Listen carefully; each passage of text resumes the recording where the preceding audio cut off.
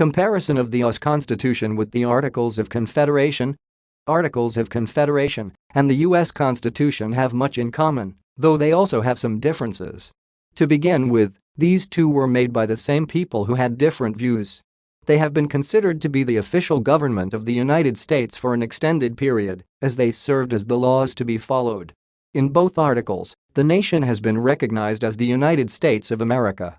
In both, the laws are made by the legislature, whereby the Articles of Confederation have only one house, which is referred to as Congress, and the Constitution has got two houses. These two houses combined are referred to as Congress, but it's subdivided into the Senate and the House of Representatives.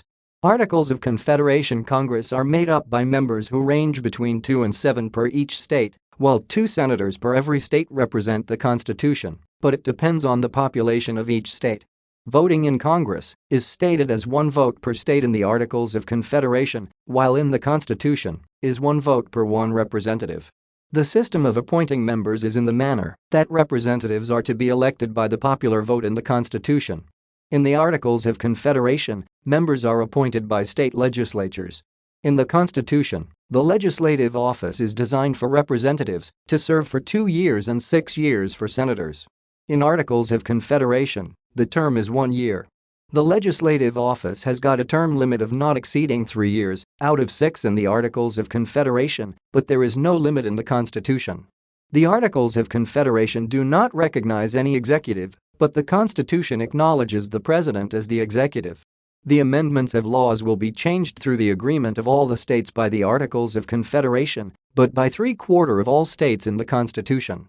An Article of Confederation was a starting point towards giving the nation a new constitution, as it contained more weaknesses than strengths. One of its strengths was that it made extra efforts to unite the states and come up with a strong legislature. Most people appreciated this, as they had a chance to contribute to government actions. In the article, the colonists had also come up with an idea of the land ordinance to create new states and cover the national debt. Its main weakness was its failure to allocate powers to the federal government, hence it was considered to be insufficient. The federal government in the Articles of Confederation had no ability to regulate commerce and taxes. The Constitution came up with some strength whereby the government had powers to tax, provision of one army, acquiring of a common currency, and a common leader. Above all, its main strength is that it has remained successful and unchanged up to date, serving as the source of rules and regulations for the United States. However strong the U.S. Constitution is, it has some critics. This Constitution has been regarded by many as undemocratic. It's considered to be undemocratic because of its idea of having indirect presidential elections and confusing senators' elections. Finally, the Constitution replaced the Articles of the Federation as its strengths overdo its weaknesses, unlike the article, which had more weaknesses than strengths.